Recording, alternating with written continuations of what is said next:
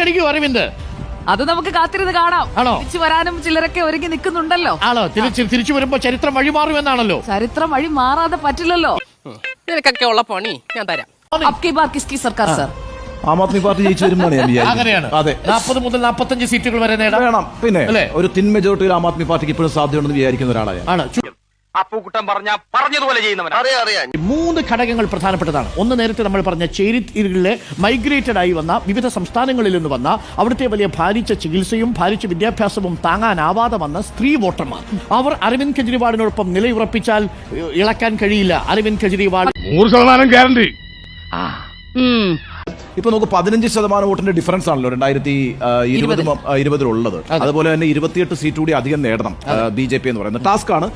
ഇത് നിന്റെ ഡയറി കുറിച്ച് വെച്ചോ, ആവശ്യം വരും. അരവിന്ദ് കെജ്രിവാൾ പോലും 55 സീറ്റുകൾ മാത്രമാണ് പ്രതീക്ഷിക്കുന്നത്. ഭൂരിപക്ഷത്തിന് വേണ്ടത് എത്ര?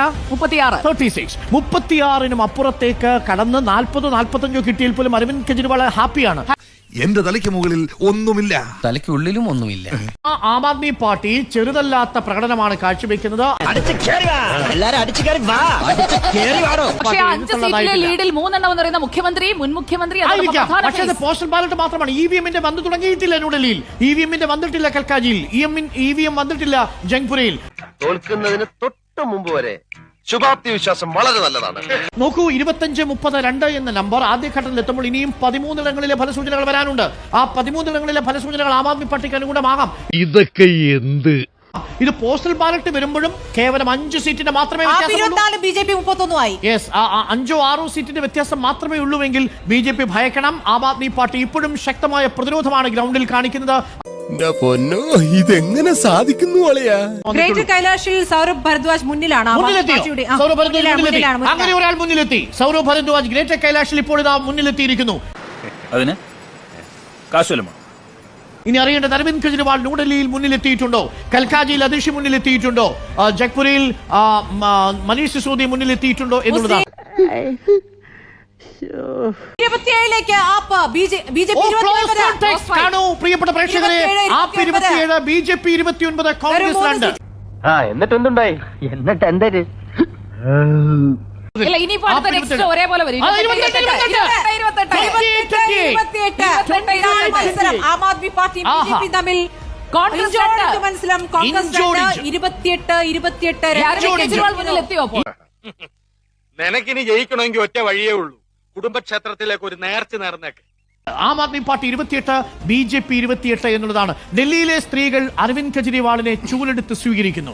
ഡൽഹിയിലെ സ്ത്രീകൾ അരവിന്ദ് കെജ്രിവാളിനെ സ്വീകരിക്കുന്നു എന്നതിന്റെ തെളിവാണോ ഇത്?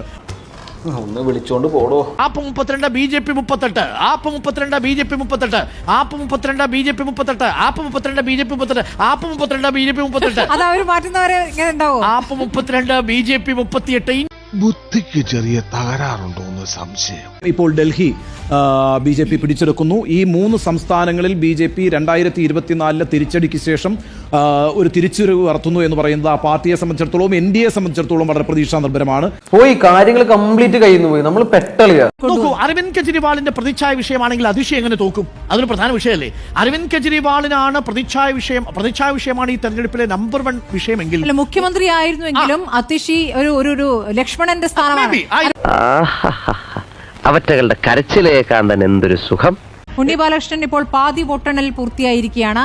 സർക്കാർ രൂപീകരണ ചർച്ചകളിലേക്ക് BJP ഇതിനകം കടക്കുകയും ചെയ്തിരിക്കുന്നു. ഉറപ്പിക്കുകയാണ് BJP ഭരണം. ഇതാ പ്രധാനമന്ത്രി 7 മണിക്ക് മാധ്യമങ്ങളെ കാണുന്നു. ഇമോഷണൽ ആവുന്നുണ്ടെങ്കിൽ ഇമോഷണൽ ആയിക്കോ, കരയണമെങ്കിൽ കരയാ.